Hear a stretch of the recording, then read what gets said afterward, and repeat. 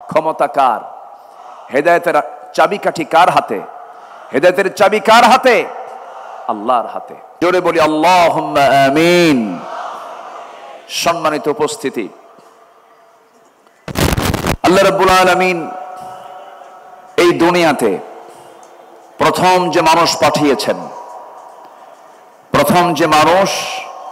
প্রথম মানুষই নবী ছিলেন, এবং আমাদের সবার পিতা যিনি, তিনি একজন নবী, আমরা তার সন্তান। তাহলে আমরা কার সন্তান বলুন তো? বলুন, কার সন্তান? নবীর সন্তান আমরা। সে আদম থেকে শুরু করে নিয়ে আমার রাসূল পর্যন্ত সাল্লাল্লাহু আলাইহি ওয়াসাল্লাম পর্যন্ত যত পয়গম্বর পৃথিবীতে এসেছেন, সবার দিন ভিন্ন ছিল না এক ছিল? বলেন, ভিন্ন ছিল না এক ছিল? সেই দিনের নাম কি? বলুন, সেই দিনের নাম কি? ইসলাম। সেই দিনের নাম হচ্ছে ইসলাম, এবং সবার দাওয়াত একই ছিল, এক এবং অভিন্ন ছিল। আল্লাহ রাব্বুল আলামিন বলেন, وَلَقَدْ بَعَثْنَا فِي كُلِّ أُمَّةٍ رَسُولًا أَنِ اعْبُدُوا اللَّهَ وَاجْتَنِبُوا الطَّاغُوتَ। এই পৃথিবীতে যত পয়গম্বর আমি আল্লাহ পাঠিয়েছি, সবার দায়িত্ব একটাই ছিল। তারা কি করেছেন? তারা বলেছেন, তোমরা একমাত্র কেবলমাত্র শুধুমাত্র দাসত্ব করো কার? আর তাগুতকে পরিহার করে চলো। আমার নবী আল্লাহ রাব্বুল আলামিন সে একই দিন দিয়েছেন, একই দায়িত্ব দিয়েছেন। তার দায়িত্ব কি ছিল? সেই দায়িত্ব রাসূলকে বন্টন করেছেন। হুয়াল্লাযী আরসালা রাসূলাহু বিল হুদা ওয়া দীনিল হাক্কি লিইয়ুযহিরাহু আলাদ-দীনি কুল্লিহি ওয়া কাফা বিল্লাহি শাহীদা ওয়ালাউ কারিহাল মুশরিকুন। জোরে বলুন আল্লাহু আকবার। তিনি যেন কি করেন? পৃথিবীর সমস্ত তৈরি করা যত দিন আছে, এই পৃথিবীতে এখন প্রেজেন্ট ওয়ার্ল্ডে 70 থেকে 80টি হিউম্যান ল রয়েছে, মানব রচিত মতবাদগুলো রয়েছে। এই মানব রচিত মতবাদ নামক পচা বস্তাগুলো বহন করার মতো লোক আমার দেশেও কিছু পচা লোক আছে না নাই? আসতে বলবেন না, আছে না নাই? পৃথিবীর তৈরি করা যত হিউম্যান ল, এগুলো সব পচা বস্তা। এগুলো সব কি বস্তা? এই পচা বস্তা নিয়ে যারা চলে তারাও পচা। আমরা কোন দিন মানি না, কার দিন ছাড়া? সেই দিনের নাম কি? ইন্নাদ দীনা ইনদাল্লাহিল ইসলাম। আমি যেখান থেকে তেলাওয়াত করেছি, তেলাওয়াতকৃত সূরাটি হলো সূরাতুশ শুআরার 13 নম্বর আয়াত। আল্লাহ পাক এই সূরাটা শুরু করেছেন প্রথমে হুরুফে মুকাত্তাআত দুটো আয়াতে দিয়েছেন, 1 এবং 2 দুটাই হুরুফে মুকাত্তাআত। আল্লাহ রাব্বুল আলামিন বলেন, হামিম আইন সিন কাফ কাযালিকা ইউহি ইলাইকা ওয়া ইলাল্লাযীনা মিন ক্বাবলিক আল্লাহুল আজিজুল হাকীম। জোরে বলুন আল্লাহু আকবার। হে রাসূল, আমি যেমন করে আমি আপনার প্রতি ওহী নাযিল করেছি, তেমন করে আপনার পূর্বের যারা এসেছেন তাদের কাছে ওহী নাযিল করেছি। অর্থাৎ এই কিতাবের পরিচয়টা আল্লাহ পাক আগে দিয়ে দিয়েছেন সূরার শুরুতে। অনেক সূরার শুরুতে আল্লাহ রাব্বুল আলামিন আগেই কিতাবটা নিয়ে কথা বলেছেন। কোরআন যখন খুলবো আমরা, কোরআন খোলার সঙ্গে সঙ্গে ভূমিকা শেষ করে এই সূরা ফাতিহা হলো ভূমিকা, উম্মুল কিতাব, ফাতিহাতুল কিতাব। ভূমিকা শেষ করে আমরা যখন সূরাতে চলে যাচ্ছি, আল্লাহ রাব্বুল আলামিন সেখানে হুরুফে মুকাত্তাআত প্রয়োগ করে বলছেন, যালিকাল কিতাবু লা রাইবা ফীহি হুদাল লিল মুত্তাকিন।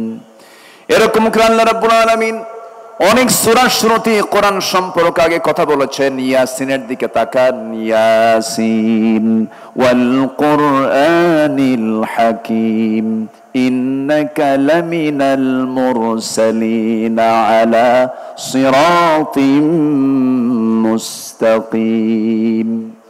রহমানে চলে যান, আর রহমান আল্লামাল কুরআন খালাকাল ইনসানা আল্লামাহুল বায়ান। আরেক সূরার শুরুতে আল্লাহ রাব্বুল আলামিন বলছেন, ইন্না আনজালনাহু কুরআনান আরাবিয়্যান লাআল্লাকুম তাআকিলুন। জোরে বলুন আল্লাহু আকবার। আল্লাহ পাক আগে এই কিতাবের পরিচয়টা আগে তুলে ধরেছেন, কারণ পৃথিবীর সব কিতাব একরকম, এই কিতাবটা ভিন্ন রকম, স্বতন্ত্র একটি কিতাব। জোরে বলি সুবহানাল্লাহ। আপনি কোন দিক থেকে কিতাবকে নিতে চান? বিজ্ঞান থেকে দেখতে চান? এর মধ্যে বিজ্ঞান আছে। সাহিত্যিক সাহিত্য নেবে, সাহিত্য আছে। গবেষক গবেষণা নেবে, আছে। লেখক লেখা নেবে, তাও আছে। রাজনীতিবিদ রাজনীতি নেবে, তাও আছে। আইনজীবী আইন নেবে, আইনও আছে। বিচারপতি বিচার নেবে, বিচার আছে। শাসক শাসন নেবেন, আছে। এমন কোন সাইড নাই যা এর মধ্যে বাদ পড়েছে। জোরে বলি সুবহানাল্লাহ, জোরে বলি সুবহানাল্লাহ। এটি এমন কিছু কিছু তথ্য দেয় যা বিজ্ঞান হালে এসে এরা প্রমাণ করেছে, আবিষ্কার করেছে। যেরকম আল্লাহ রাব্বুল আলামিন তার কিতাবের যে প্রথম ওহীটা দিয়েছেন রাসূলকে, যেটা জাবালে নূর আল্লাহ পাক রাসূলকে উপহার দিয়েছেন। জাবালে নূর সেই গারে হেরার ভিতরে রাসূল 5 বছর ধ্যানমগ্ন ছিলেন। নবীর কাছে সেই ফেরেশতা আসলেন যে ফেরেশতা আগের সব নবীদের কাছে আল্লাহ পাক পাঠিয়েছিলেন। নবীর কাছে যে প্রথম ওহীটা নাযিল হলো, সেই 5টি আয়াতের ভিতরে আল্লাহ রাব্বুল আলামিন সায়েন্স নিয়ে কথা বলেছেন। আল্লাহ রাব্বুল আলামিন বলেন, যারা পারেন ঠোঁট মিলিয়ে বলুন, ইকরা বিসমি রাব্বিকাল্লাযী খালাক খালাকাল ইনসানা মিন আলাক ইকরা ওয়া রাব্বুকাল আকরামুল্লাযী আল্লামা বিল কলম আল্লামাল ইনসানা মা লাম ইয়ালাম। জোরে বলুন আল্লাহু আকবার। নবী হে, আপনি পড়ুন কার নামে? আসতে বলবেন না, কার নামে? যিনি মানুষকে সৃষ্টি করেছেন, যিনি মানুষকে সৃষ্টি করেছেন জমাট রক্ত থেকে, আলাক থেকে। এই আলাক শব্দটা হলো একটি বিশাল একটা শব্দ। আধুনিক দুনিয়াতে এমব্রায়োলজির তথ্যের মধ্যে আছে, একটা সায়েন্স। এটা আল্লাহ পাক এমব্রায়োলজি নিয়ে প্রথম ওহীর মধ্যে কথা বলেছেন। আলাক শব্দের অর্থ হচ্ছে ঝুলন্ত, যোগ সদৃশ কোন বস্তুকে বোঝায়। এর অর্থ রক্তের জমাট বাঁধা যোগ বা কাদার কোন পিণ্ড। পৃথিবী বিখ্যাত একজন ভ্রূণতত্ত্ববিদ, এমব্রায়োলজির উপরে যার বিশাল গবেষণা, এমন একজন গবেষক হচ্ছেন ডাক্তার কেইথ মুর। তিনি এই আয়াতটা আগে দেখেন নাই। যখন তিনি আয়াতটা দেখতে পেলেন, তাকে যখন দেখালো, এই আলাপ নিয়ে তিনি একটু গবেষণার গভীরে চলে গেলেন। তিনি গভীর মাইক্রোস্কোপিক বিশ্লেষণ করে দেখতে পান, ভ্রূণ প্রাথমিক পর্যায়ে একটি জোকের মতোই দেখায়। এরকম বিস্ময়কর সাদৃশ্য দেখে তিনি অভিভূত হন। পরে কোরআন থেকে আরো অনেক তথ্য উদ্ঘাটন করার পর 1982 সালে তার একটা বই দ্য ডেভেলপিং হিউম্যান পুনরায় প্রকাশ করেন, যেখানে কোরআন থেকে প্রাপ্ত জ্ঞান অন্তর্ভুক্ত করা হয়। তার এই বইটি বিশ্বব্যাপী পুরস্কৃত এবং মেডিকেল শিক্ষার্থীদের পাঠ্যপুস্তক হিসেবে ব্যবহৃত হয়। অবশেষে তিনি বলতে বাধ্য হয়েছেন, It has been a great pleasure for me to help clarify statements in the Quran about human development. Subhanallah. এবং তিনি বলেছেন, it is clear to me that these statements must have come to Muhammad from Allah. Allahu Akbar. Because almost all of this knowledge was not discovered until many centuries later. This proves to me that Muhammad sallallahu alaihi wasallam is a messenger of Allah. Allahu Akbar. সম্মানিত ভাইয়েরা, সম্মানিত বন্ধুগণ, এরকম করে হাজারো তথ্য কোরআন যা দিয়েছে, কিয়ামত পর্যন্ত গোটা দুনিয়ার সমস্ত মানুষ ভিক্ষুকের মতো চেয়ে থাকবে। কোরআন দিয়ে পৃথিবীর কোনো কিছু যাচাই হবে, কিন্তু পৃথিবীর কোনো কিছু দিয়ে কোরআন যাচাই হবে না। আল্লাহু আকবার বলেন। মহাবিশ্বের এক চির বিস্ময় হলো কোরআন। আজকে সিলেটের আকাশে কি সূর্য উঠেছিল? সূর্য ছিল কি? ছিল। আমি ঢাকার আকাশে গতকাল সূর্য পাইনি। আকাশে মেঘ ছিল, কোথাও কোথাও বৃষ্টি হয়েছে। এই বৃষ্টি নাজিল করেন কে? আসতে বলবেন, এই বৃষ্টি নাজিল করেন কে? এই বৃষ্টিকে আল্লাহ তাআলা ডিসপ্লানে দেন না প্ল্যান করে দেন? বলেন বলেন, তার কোনো কিছু কি প্ল্যান ছাড়া আছে? না, সব কিছুই তিনি প্ল্যান মাফিক নাজিল করেন। এই আবহাওয়া বিজ্ঞান নিয়ে কোরআন কথা বলেছে। মেটেরোলজিক্যাল সায়েন্স, আবহাওয়া বিজ্ঞান নিয়ে মানুষ সারা জীবন অনেক চেষ্টা করেছে, ফিকির করেছে। 19-20 শতকের শেষ সময়ে এসে মানুষ কিছু তথ্য বের করেছে আকাশের এই মেঘটা নিয়ে। বিজ্ঞান গবেষণা করে বের করেছে, নিশ্চিত হয়েছে বৃষ্টির জন্য প্রথমে বায়ুর প্রবাহ, এরপরে মেঘের স্তূপীকরণ, এবং সেই ঘনীভবন থেকেই বৃষ্টির মূল রহস্য উন্মোচিত হয়। তবে বিস্ময়কর বিষয় হলো যে জটিল প্রক্রিয়াটি বিজ্ঞান বহু শতাব্দীর গবেষণার মাধ্যমে আবিষ্কার করেছে, তা 1500 বছর আগে আল্লাহ পাক কোরআনে কারীমের সূরা রুমের 48 আমরা আয়াতে তা বলে দিয়েছেন। জোরে বলি সুবহানাল্লাহ।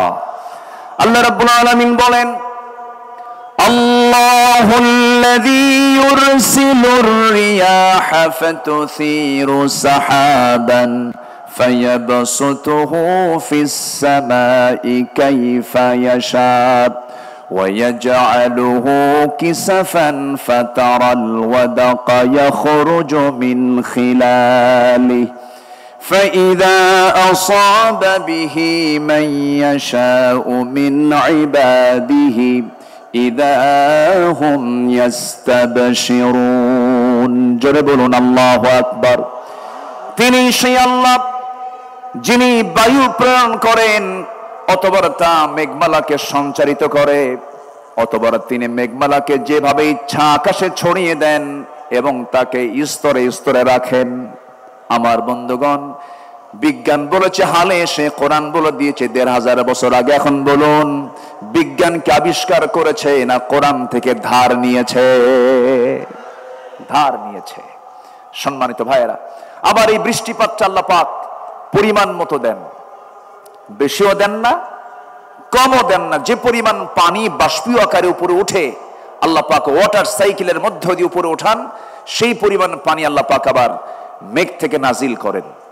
আল্লাহ রাব্বুল আলামিন বলেন, ওয়াল্লাযী নাযালা মিনাস সামাই মাআন বিকদরিন ফাআনশারনা বিহি বালদাতাম মাইতান কাযালিকা তুখরাজুন। জোরে বলুন আল্লাহু আকবার। তিনি সেই মহান প্রভু যিনি আসমান থেকে পরিমিতভাবে পানি বর্ষণ করেন, অতঃপর আমি তা দ্বারা মৃত জনপদকে সঞ্জীবিত করি। এইভাবে আমি তোমাদেরকে একদিন বের করব, তোমাদেরকে বের করা হবে। সূরা যুখরুফ ভার্স নাম্বার 11 নম্বর আয়াতে তা বলে দিয়েছেন। বিকদারিন, পরিমাণ মতো পানি আল্লাহ রাব্বুল আলামিন আকাশ থেকে নাজিল করেন। এই পানি চক্র যদি না থাকতো, পৃথিবী নির্ভরশীল হয়েছে পানি চক্রের উপরে।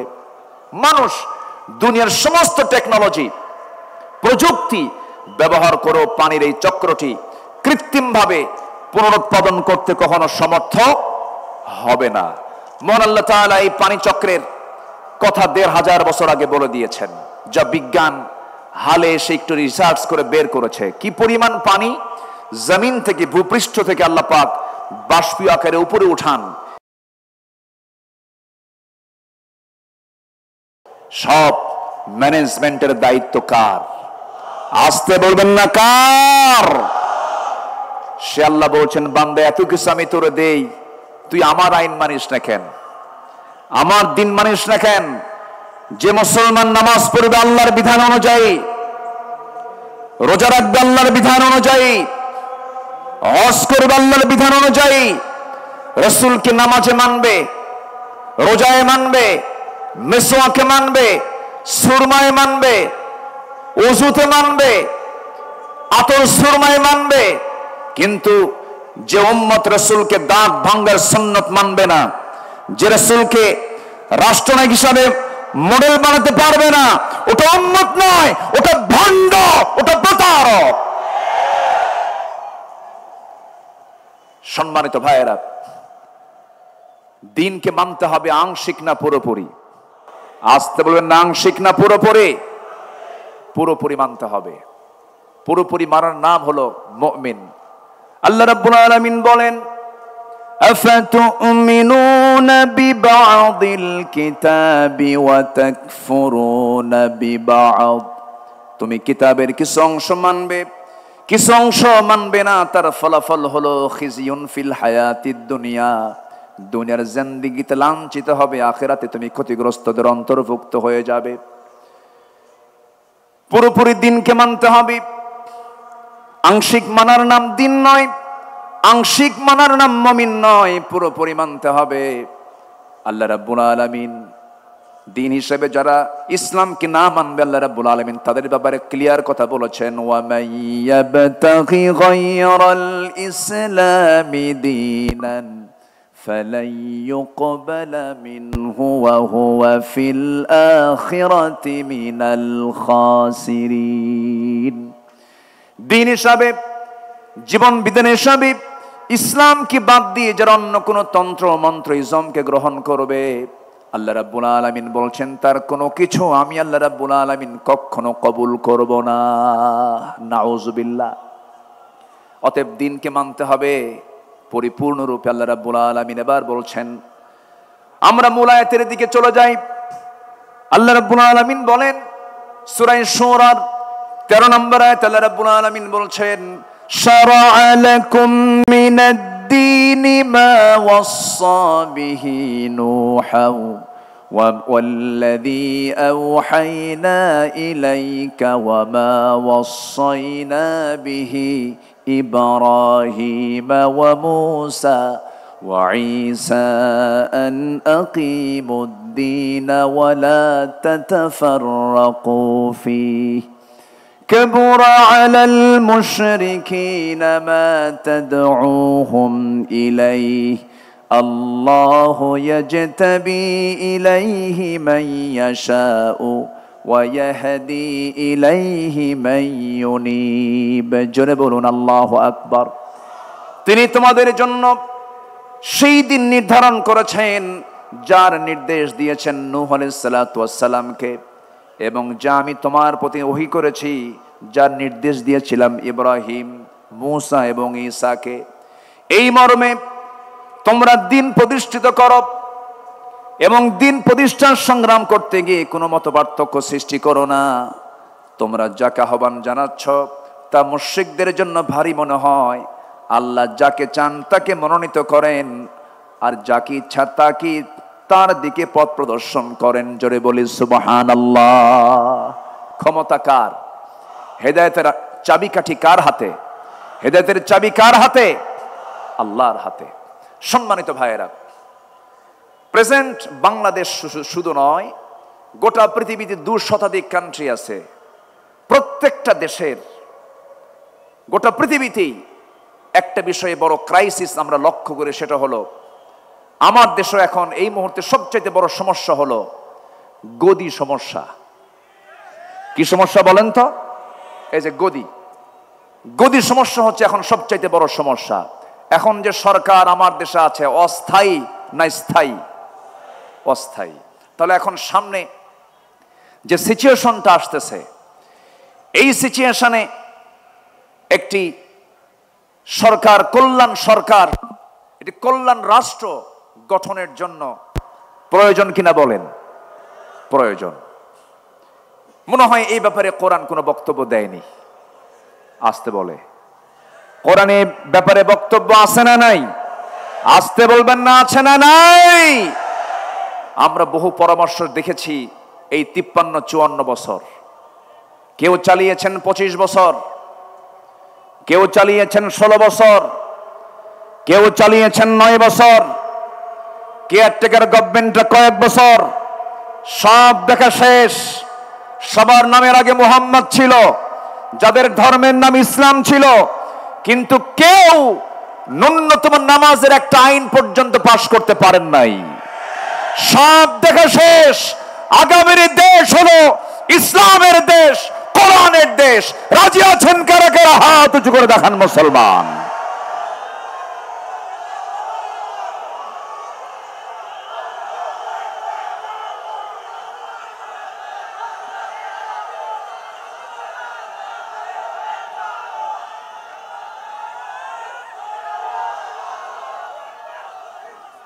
আল্লাহ কবুল করুন। জোরে বলি আমিন, আরো জোরে আমিন। মুক্ত মনে ভালো করে কথা বলতে দেয়নি 16 বছর। এই মঞ্চ থেকে আমি আব্দুল্লাহ আমিন, আমাকে কতবার যে ধরছে হিসাব নাই। মাহফিল শেষে প্রশাসন ধরে নিয়ে চলে গেছে থানায়। সম্মানিত বন্ধুগণ, অসংখ্য আলেমকে ধরে জেলখানায় তাদেরকে রাখা হয়েছে। বিশেষ করে একজন ব্যক্তির নাম না নিলে অনেক বড় কৃপণতা হয়ে যাবে। এই দেশের তাফসীর মাহফিল অঙ্গনের নক্ষত্র, কিংবদন্তি, সুপারস্টার, মরহুম মকবুর শহীদ আল্লামা দেলাওয়ার হোসেন সঈদ রাহিমাহুল্লাহ। সম্মানিত ভাইয়েরা, আলেমদের অবদান কি শুনুন, একটু বলি। 2009 সালে আমার জীবনের প্রথম হজ ছিল। আমি 2009 সালে হজে যাই। সেই বছর ছিল আল্লামা সঈদ রাহিমাহুল্লাহর জীবনের শেষ হজ। সেই হজ তার জীবনের শেষ হজ ছিল। রয়্যাল গেস্ট হয়ে তিনি গিয়েছিলেন হজে। মিনা, মুজদালিফা, আরাফা, একই বছর হজে ছিলাম। হুজুরকে প্রশ্ন করা হলো, হুজুর দেশের অবস্থা খুবই খারাপ। টিপাই মুখে বাঁধের আন্দোলন তখন চলছিল সিলেটের দিকে। সেই সময়ে তাকে বলা হলো, দেশে আন্দোলন চলছে, ওইদিকে মামলাও রেডি হয়ে গেছে, ট্রাইব্যুনাল গঠন হচ্ছে, আপনার মনে হয় এই দেশেই থেকে যাওয়া ভালো হবে। সৌদি গভর্নমেন্ট আপনাকে নাগরিকত্বও দিবে, আপনি দেশে থেকে যান। উনি মুস্কি হাসি মেরে বললেন, সাইদি পালায়া থাকে না। কি সাইদি পালায়া থাকে না? আমার দেশ, আমার সংগঠন, আমার কর্মী, আমার নেতা বিপদে থাকবে, সাইদি পালায়া থাকবে বাইরে। এই চরিত্র সুলামাকে শিখান নাই, উনি বাইরে থাকেন নাই।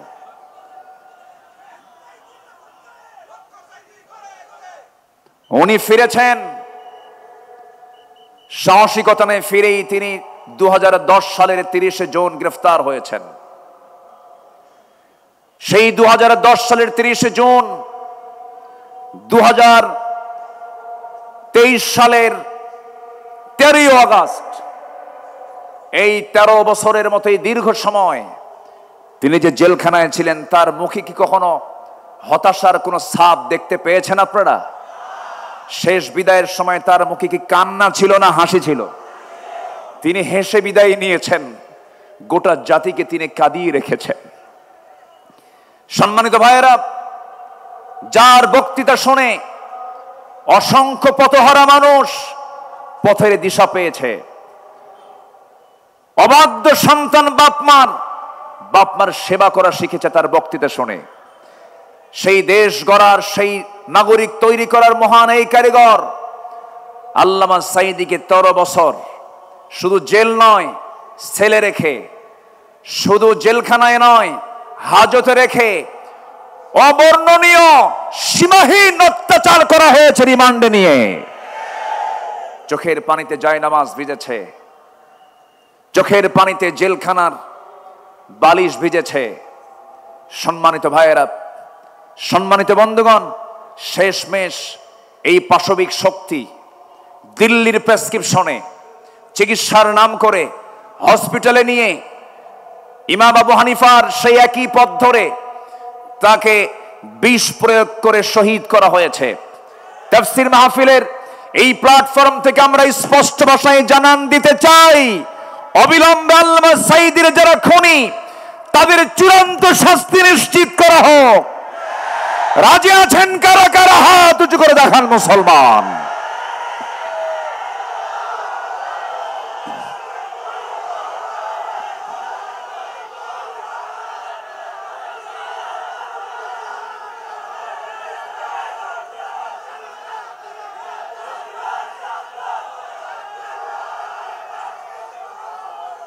আল্লাহ কবুল করুন, জোরে বলে আমিন, আরো জোরে আমিন।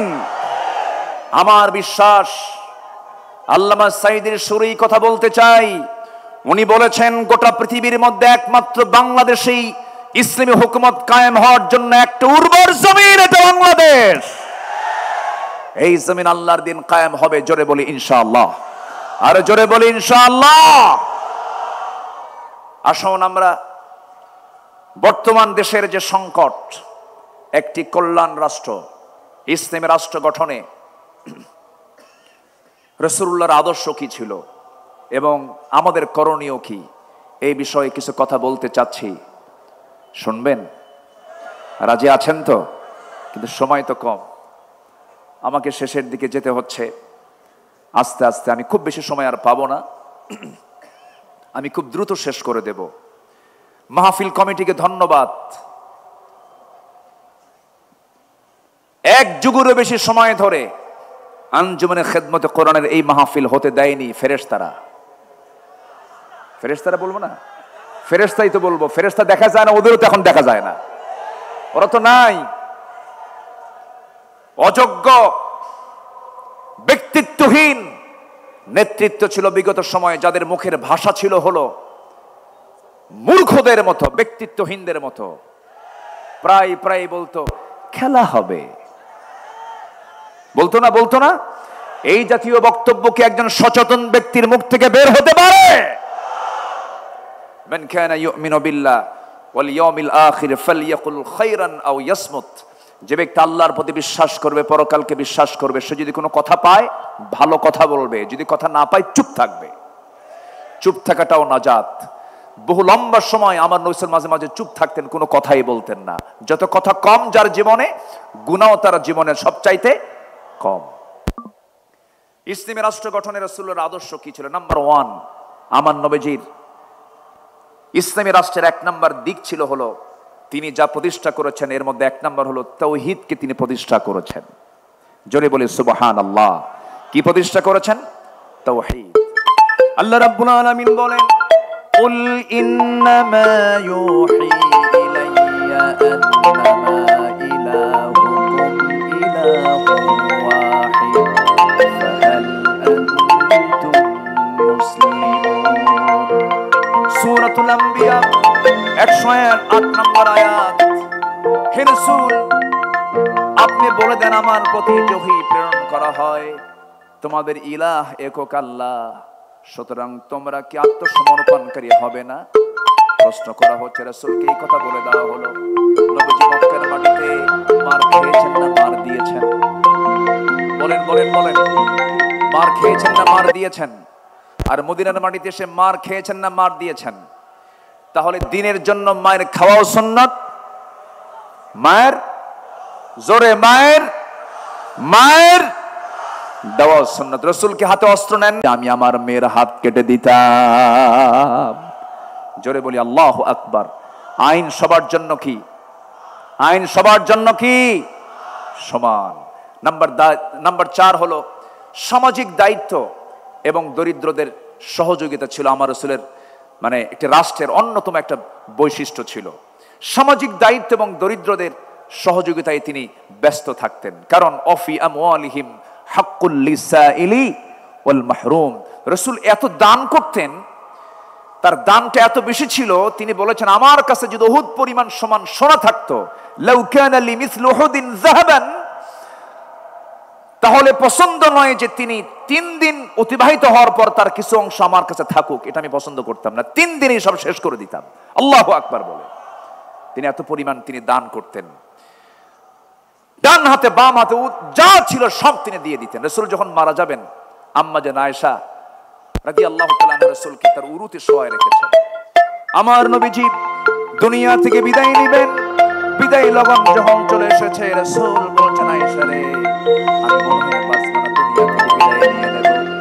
ওরে আয়েশা, আমি যদি দুনিয়া থেকে বিদায় নিয়ে নিই, আমার ঘরে কোনো সম্পদ থাকুক আমি চাই না।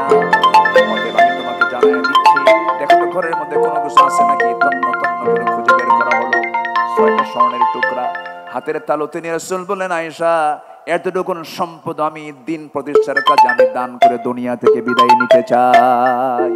জোরে বলে সুবহানাল্লাহ। আমার নবীজি বসে আছেন, একদিন একজন নবীর কাছে বুরদা চাদর নিয়ে আসলেন, এটি পরার জন্য দিলেন। রাসূল সেই বুরদা নামক চাদরটা এমন ভাবে গ্রহণ করলেন যা তার খুব প্রয়োজন ছিল, গায়ে জড়ায়া দিলেন। এক সাহাবী চাদরটা দেখে বলছেন, আপনি যদি কিছু না মনে করেন আমি চাদরটা আমার পছন্দ, আপনি আমাকে দিবেন কি? রাসূল হাসিবের সঙ্গে সঙ্গে তার পছন্দের চাদরটা তার গায়ে দিয়ে দিলেন। আমার নবীজি দিয়ে দিলেন, অবলীলায় দিয়ে দিলেন, কোনো আফসোস করলেন না। পরে একজন সাহাবী, যে লোকটা চাদর চেয়েছিল, যে সাহাবী তাকে জিজ্ঞাসা করলেন, ও ভাই, নবীর পছন্দের সেই চাদরটা তোমার নেওয়ার কি দরকার ছিল? তুমি কি রাসূল থেকে সেটা কেন চেয়ে নিলা? তিনি বলছেন, আল্লাহর কসম করে বলি, দুনিয়ার কোনো পার্থিব স্বার্থের জন্য নয়, বরকতের জন্য আমি নিয়েছি। কারণ আমি ওসিয়ত করতে চাচ্ছি এই চাদরটা যেন আমার কাফনের কাপড় হয়। জোরে বলি সুবহানাল্লাহ। বুখারী শরীফের 6036 নম্বর হাদিস এটা। সম্মানিত ভাইয়েরা, এই জন্য আমরা উদার হব সামাজিক কাজে, দরিদ্রদের ব্যাপারে আমরা উদার হব। জোরে বলি ইনশাআল্লাহ। নাম্বার 5, রাষ্ট্রীয়ভাবে ইসলামী শিক্ষা প্রতিষ্ঠিতকরণ। অকুর রব্বি জিদনি ইলমা। আমার রাসূল যুদ্ধবন্দীদের মুক্তি দিতেন শিক্ষার বিনিময়ে। আল্লাহু আকবার বলেন। এমন রেকর্ড আছে না নাই? রাসূল শিক্ষার জন্য খুবই নিবেদিত প্রাণ ছিলেন। নাম্বার 6, আন্তর্জাতিক সম্পর্ক স্থাপন। আল্লাহ রাব্বুল আলামিন বলেন, وَإِن جَنَحُوا لِلسَّلْمِ فَاجْنَحْ لَهَا وَتَوَكَّلْ عَلَى اللَّهِ إِنَّهُ هُوَ السَّمِيعُ الْعَلِيمُ। সূরা আনফাল আয়াত নাম্বার 61।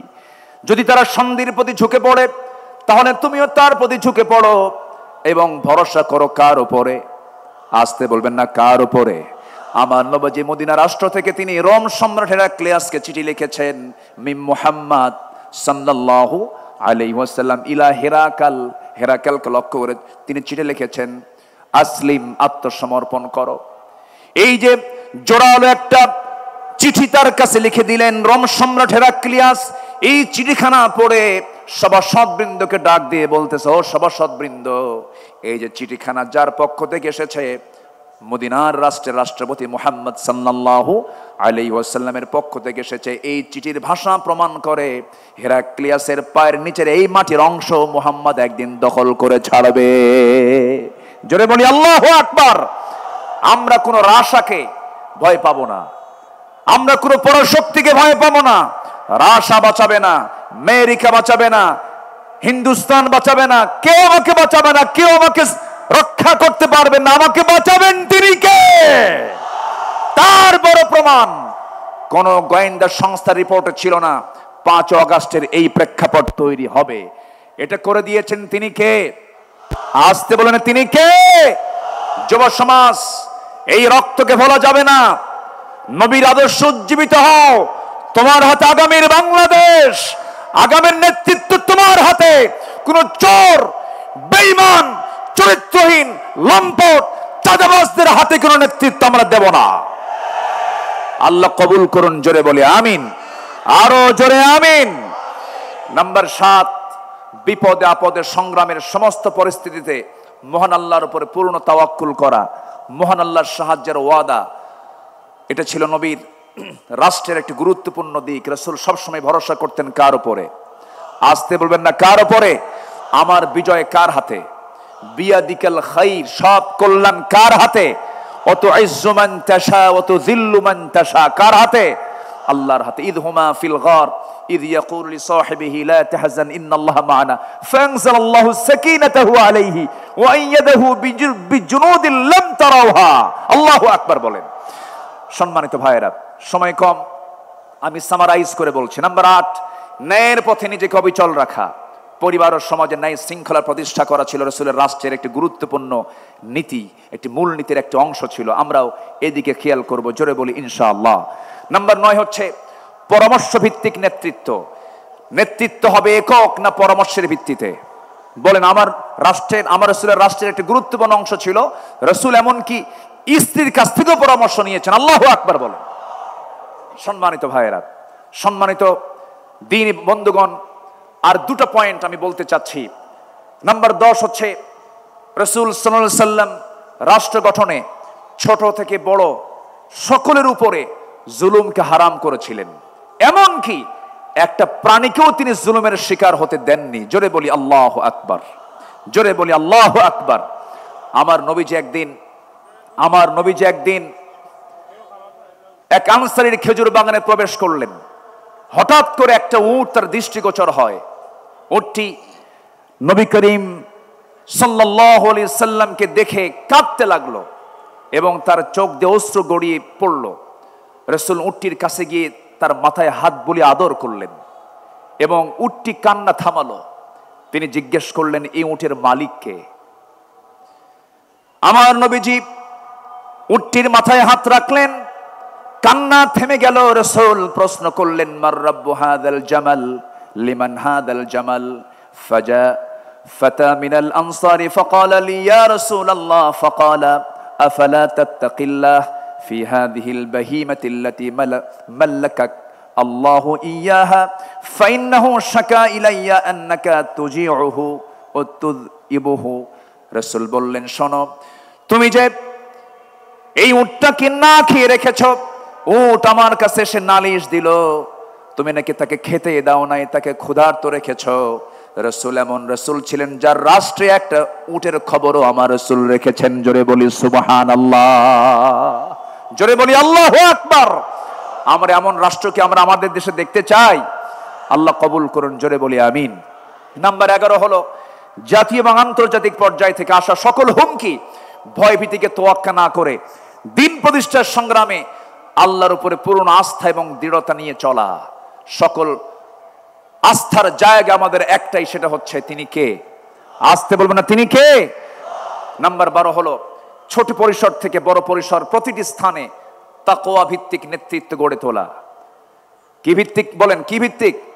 তাকওয়া ভিত্তিক নেতৃত্ব গড়ে তোলা। যেই নেতৃত্বে তাকওয়া থাকবে। সাইয়েদনা ওমর ফারুক অসুস্থ হয়ে পড়লেন। অসুস্থ হয়ে তার মধুর প্রয়োজনের জন্য তিনি বললেন, না, আমি মধু দিয়ে সুস্থ হতে চাই না। মধুর প্রয়োজন, কিন্তু আমার জনগণ সবাই তো মধু খেতে পারে না। আমাকে যদি অনুমতি দেওয়া হয় মধু পান করব। চিন্তা করে দেখুন কি পরিমাণ তাদের মধ্যে জনগণের জবাবদিহিতার চিন্তা মাথায় ছিল। আমার বন্ধুগণ, ওমর ফারুকের কথা যদি শুরু হয়ে যায় সহজে তো শেষ হওয়ার কথা নয়, বহু আলোচনা ছিল। সাইয়েদনা ওমরের মতো একটা শাসক আল্লাহ পাক আমার দেশে আল্লাহ পাক দিয়ে দেন। জোরে বলি আল্লাহুম্মা আমিন, আরো জোরে আল্লাহুম্মা আমিন। আমি কথা আর সামনের দিকে বাড়াতে পারছি না। আমার পরবর্তী মেহমান আমার অত্যন্ত কাছের, আমার হৃদয়ের, আমার অগ্রজ, দেশ বরেণ্য আলেমে দ্বীন, টেকেরহাটের সম্মানিত পীর সাহেব, মুজাহিদ, মুহতারাম মাওলানা কামরুল ইসলাম সাইদ আনসারী হাফিজাহুল্লাহ, তিনি এসেছেন, আমার ডান পাশে বসেছেন। আমি আর এক সেকেন্ডও বাড়াবো না, যতটুকু হয়েছে আমরা বলে ফেলি আলহামদুলিল্লাহ। জোরে বলি আলহামদুলিল্লাহ। সম্মানিত উপস্থিতি, আমি সবার কাছে দোয়া চাই, সবাইকে আমার জন্য দোয়া করবেন।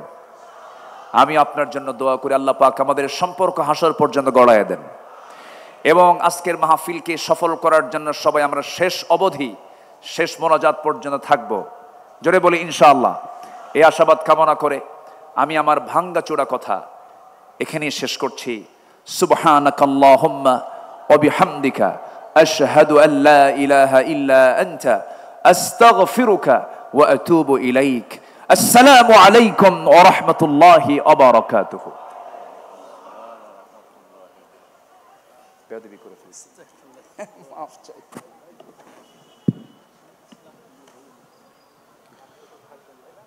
মুসল্লিয়ান কিরাম, মুআজ্জাদ হাজিরিন, আপনারা একটু বসুন। আজকের এই অধিবেশনের সম্মানিত অতিথি, বাংলাদেশের সকল ঘরানার উলামায়ে কেরামদের কাছে নন্দিত মুফাসসির কোরআন মাওলানা কামরুল ইসলাম সৈয়দ আনসারী হাফিজাহুল্লাহ, উনি তশরিফ এনেছেন, আমাদের সামনে বসেছেন। আমরা দেখতে পাচ্ছি আমাদের মঞ্চে এসে পৌঁছেছেন বাংলাদেশ জাতীয় ইমাম সমিতি সিলেট জেলা শাখার সম্মানিত সভাপতি মাওলানা হাবিব আহমদ শিহাব। আমাদের আঞ্জুমান খেদমতে কোরআনের পক্ষ থেকে ওনাকে ধন্যবাদ জানাচ্ছি। মুআজ্জাদ হাজিরিন, মহাগ্রন্থ আল কোরআন থেকে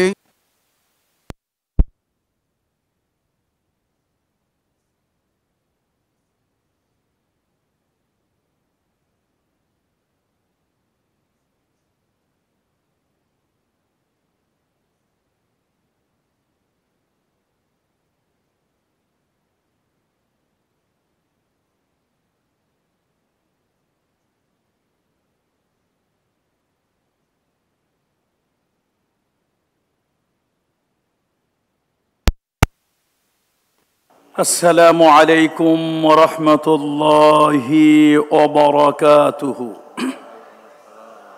سبحانك لا علم لنا إلا ما علمتنا إنك أنت العليم الحكيم. رب اشرح لي صدري ويسر لي أمري واحلل عقدة من لساني. الحمد لله رب العالمين، والصلاة والسلام على رسوله الأمين وعلى آله وأصحابه أجمعين. أعوذ